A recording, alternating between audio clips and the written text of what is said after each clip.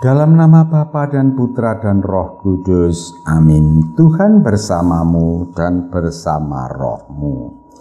Inilah Injil suci Yesus Kristus menurut Matius. Dimuliakanlah Tuhan. Matius bab 14 ayat 13 sampai 21. Sekali peristiwa setelah mendengar berita pembunuhan Yohanes Pembaptis, menyingkirlah Yesus. Dengan naik perahu ia bermaksud mengasingkan diri ke tempat yang sunyi. Tetapi orang banyak mendengarnya dan mengikuti dia dengan mengambil jalan darat dari kota-kota mereka. Ketika Yesus mendarat, ia melihat orang banyak yang besar jumlahnya, maka tergeraklah hatinya oleh belas kasihan kepada mereka, dan ia menyembuhkan mereka yang sakit. Menjelang malam para murid datang kepada Yesus dan berkata, "Tempat ini sunyi dan hari sudah malam. Suruhlah orang banyak itu pergi supaya mereka dapat membeli makanan di desa-desa." Tetapi Yesus berkata kepada mereka, "Tidak perlu mereka pergi, kamu harus memberi mereka makan." Jawab mereka, "Pada kami hanya ada 5 buah roti dan 2 ekor ikan." Yesus berkata, "Bawalah kemari." Lalu disuruhnya orang banyak itu duduk di rumput. Setelah itu Yesus mengambil roti dan kedua ikan itu. Sambil menengadah ke langit diucapkannya doa berkat. Dibagi-baginya roti itu dan diberikannya kepada murid-muridnya. Para murid lalu membagi-bagikannya kepada orang banyak. Mereka semua makan sampai kenyang. Kemudian potongan-potongan roti yang sisa dikumpulkan. Ada 12 bakul penuh. Yang turut makan kira-kira 5.000 orang pria, tidak termasuk wanita dan anak-anak. Demikianlah Injil Tuhan. Terpujilah Kristus. Saudara-saudara yang dikasihi Tuhan dan yang saya gemateni, renungan saya pada tanggal 2 Agustus 2020 ini berjudul Selera Berbagi. Bacaan Injil hari ini berbicara tentang berbagi, berawal dari kondisi orang yang mengikuti Yesus yang sudah lapar dan lelah. Di situ ada orang yang punya selera berbagi. Di sini saya memakai istilah selera, bukan semangat. Kata semangat bisa jadi suatu ketika surut, tergantung situasi dan kondisi.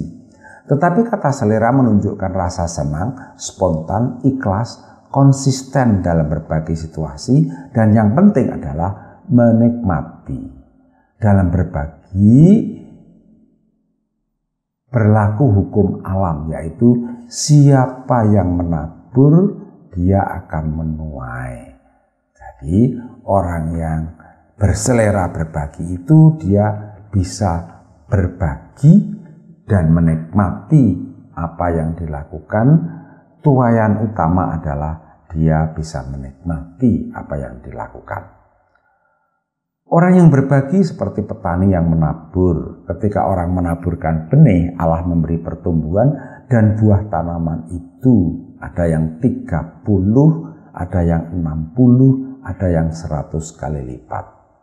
Di tangan Allah yang nampak dalam diri Yesus, 5 roti dan 2 ekor ikan itu tidak hanya menjadi 100 tetapi 5.000 kali lipat.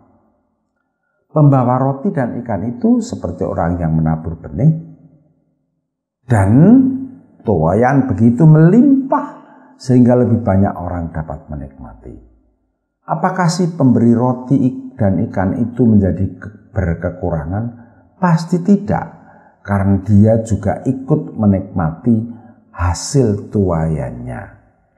Saudara-saudara, dalam kitab Nabi Maliaki bab 3 ayat 10, dalam hubungannya dengan semangat berbagi ini ditulis di situ, "Bawalah seluruh persembahan perpuluhan itu ke dalam rumah perbendaharaan, supaya ada persediaan makan di rumahku.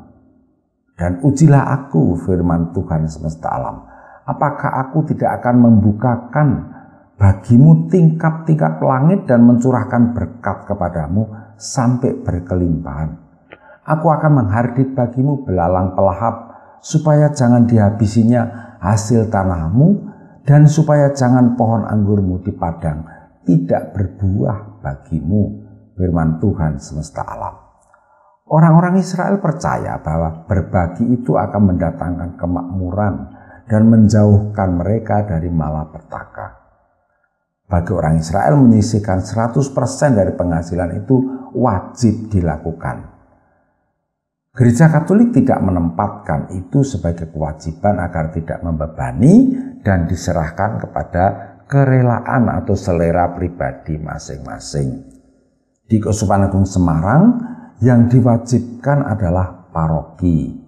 Kolekte pertama dan persembahan itu harus disisihkan tidak 10 tetapi 15% untuk diberikan kepada mereka yang berkekurangan.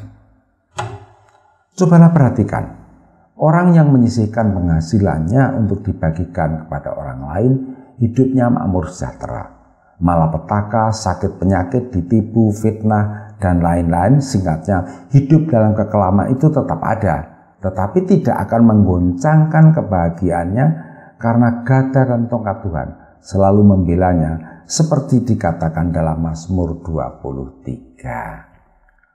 Saudara-saudara, tetapi mungkin saja ada orang yang protes, boro-boro berbagi, dimakan sendiri saja kurang. Atau jika protes itu dirumuskan dalam pertanyaan, bunyinya demikian, apakah orang yang tidak menabur itu dilupakan oleh Tuhan? Pasti tidak. Tuhan tetap memelihara. Tetapi mari kita kembali ke dunia pertanian. Semua hasil panenan itu memang menjadi milik Tuhan yang punya ladang. Pekerja-pekerja mendapatkan upahnya. Tetapi di situ ada juga orang yang ngangsak atau gresek, yang memungut remah-remah dari panenan itu, seperti dalam kitab Rut bab 2, di mana Rut mengambil hasil remah-remah panenan yang ditinggalkan oleh pekerja-pekerja dari Boas. Tapi yang ditinggalkan itu ya biasanya memang sengaja ditinggalkan atau memang kualitasnya jelek. Jadi orang yang tidak mau berbagi juga mendapat rezeki, tetapi mohon maaf kualitasnya kualitas ngangsak atau kualitas gresek. Jadi rezekinya ya rezeki gresekan. Dalam kenyataannya orang yang tidak suka berbagi biasanya dicuekin oleh orang lain. Penghasilannya berasal dari belas kasihan orang. Bahkan orang Israel percaya bahwa orang yang tidak menyisihkan persepuluhan itu akan ditutup rezekinya oleh Tuhan dan akan dibanjiri dengan malapetaka. Anda percaya atau tidak, silakan. Saudara-saudara, apakah yang ditaburkan itu hanya berupa barang? Pasti tidak. Ada 3 hal yang bisa kita bagikan kepada orang lain, yaitu harta, jasa, dan doa. Sekali lagi, menurut hukum alam, orang yang menaburkan banyak harta, melakukan banyak jasa, dan mendoakan banyak orang lain, hidupnya akan makmur sejahtera. Bahasa agamanya, orang yang berselera berbagi dalam segala hal, dia akan diberkati Tuhan. Amin. Kemuliaan kepada Bapa dan Putra dan Roh Kudus, seperti pada permulaan, sekarang, selalu, dan sepanjang segala abad.